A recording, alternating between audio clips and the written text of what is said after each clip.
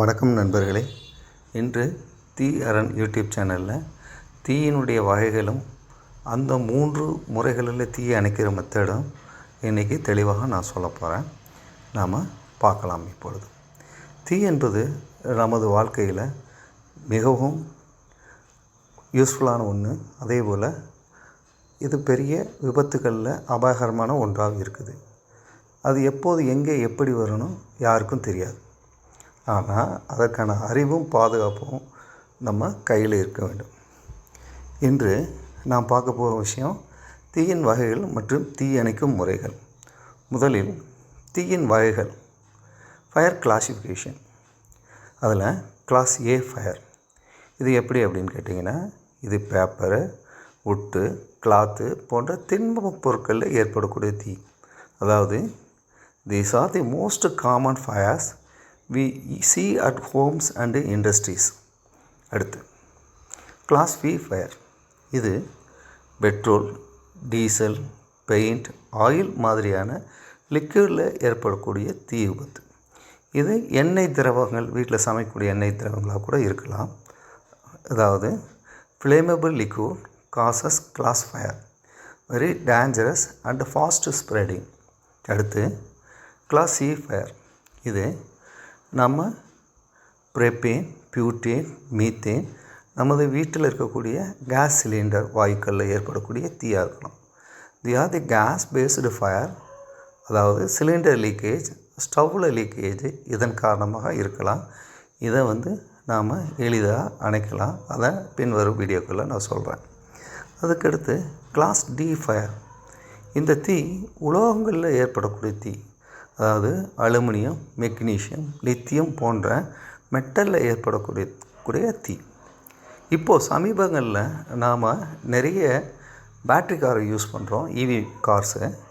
அதில் battery lithium பேட்டரியாக இருக்குது. அது சில இடங்களில் தீ விபத்து ஏற்படுகிறது.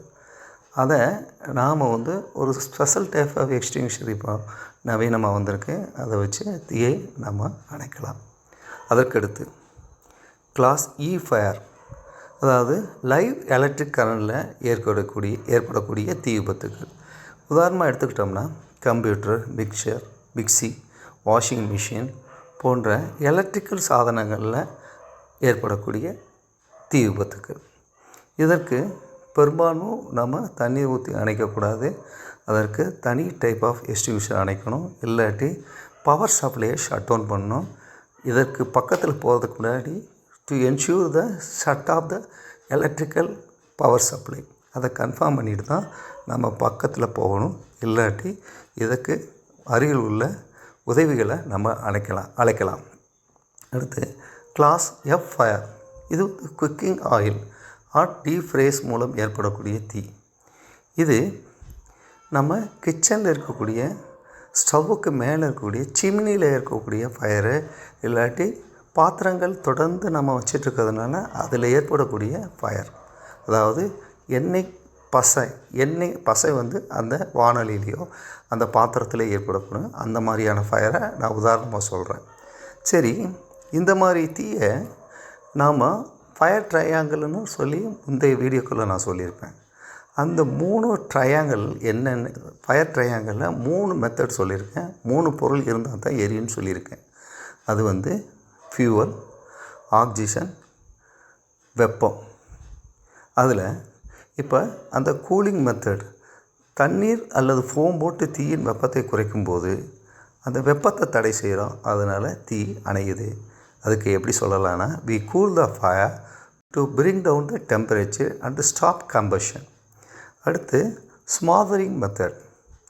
இது எப்படி அப்படின்னு கேட்டிங்கன்னா, சாண்ட், பிளாங்கெட், ஃபோம் போட்டு ஆக்சிஜனை தடை பண்ணுறது. அதனால் நம்ம ஈஸியாக தீயை அணைக்கலாம். By cutting off air the fire gets suffocated. அதாவது காற்றுக்கும் எரியக்கூடிய பொருளுக்கும் இடையில் ஒரு தடை ஏற்படுத்தி காற்றில் உள்ள ஆக்சிஜன் தொடர்ந்து வினைபுரியாமல் செய்வதற்கு இது ஸ்மாதரிங் மெத்தட்னு சொல்கிறோம். அதற்கு அடுத்து ஸ்டார்வேஷன் மெத்தட். இது எப்படி அப்படின்னு கேட்டிங்கன்னா, ஃபயருக்கு தேவையான ஃபியூலை தொடர்ந்து கொடுக்காமல் ரிமூவ் பண்ணிடுது. ஒரு இடத்துல தீ ஏற்பட்டுக்கிட்டு இருந்ததுன்னா தொடர்ந்து அந்த எரிபொருள் பக்கத்தில் இருந்தால் தொடர்ந்து தீ எரிஞ்சிக்கிட்டே இருக்கும். ஒரு சிறிய விபத்து பெரிய விபத்தாக மாறிடும். அதற்கு நாம் துணை போகக்கூடாது, துணை செய்யக்கூடாது. அதைத்தான் நம்ம என்ன சொல்கிறோம், ஸ்டார்வேஷன் மெத்தட்னு சொல்கிறோம். இதுக்கு இப்போ கேஸ் ஸ்டவ்வில் இல்லை கேஸ் சிலிண்டரில் ஏதாவது ஃபயர் ஏற்பட்டுச்சுன்னா நாம் என்ன செய்கிறோம், எரிபொருளை க்ளோஸ் பண்ணிடுறோம், கட் ஆஃப் பண்ணிடுறோம். Turn off the gas regulator. அப்படிங்கும்போது நமக்கு தொடர்ந்து அதற்கு எரிபொருள் கிடைக்காம அணைஞ்சிரும். அதே போல் எலக்ட்ரிக்கல் ஃபயர் அப்படின்னா நாம் மெயின் சுவிட்சை ஆஃப் பண்ணிடலாம். இதன் மூலமாக தீக்கு துணை புரிஞ்சு அதற்கு தொடர்ந்தான சப்ளை செய்யாமல் தீயை அணைச்சிடலாம். ஸோ இது வரைக்கும் வாட் டைப் ஆஃப் ஃபயர், அதை எப்படி அணைக்கிறது அப்படிங்கிறத நாம் பார்த்துருக்கோம். நான் என்ன சொல்ல வரேன்னா, தீ பாதுகாப்பு உங்கள் அறிவிலிருந்து துவங்குறது. அதாவது fire safety is not a luck, it is a knowledge. அதை பற்றிய நம்ம அறிவு ஏற்பட்டால் மட்டும்தான் நம்மளையும் நம்மளை சார்ந்தவளையும் நமது வீடும் நாடும் காப்பாற்றப்படும் என்பதை உங்களுக்கு இந்த வீடியோ காணொலியின் மூலமாக தெரிவிச்சுக்கிறேன். இதை போல் ஒரு உயிர்காக்கும் தகவலுக்கு ஒரு லைக் பண்ணுங்கள், ஒரு சப்ஸ்கிரைப் பண்ணுங்கள். வீட்டிலையும் பள்ளியிலையும் கல்லூரிகளிலும் மருத்துவமனைகளிலும் இந்திய சிறிய தகவல்களை நீங்கள் பலருக்கும் தெரியாது மாதிரி உங்களுக்கும் தெரியும் மாதிரி ஏற்படுத்தி கொண்டால் பல உயிர்களையும் உடைமைகளையும் காப்பாற்றலாம் என்பதை இந்த யூடியூப் வாயிலாக உங்களுக்கு அன்புடன் தெரிவித்துக் கொள்கிறேன். நன்றி, வணக்கம்.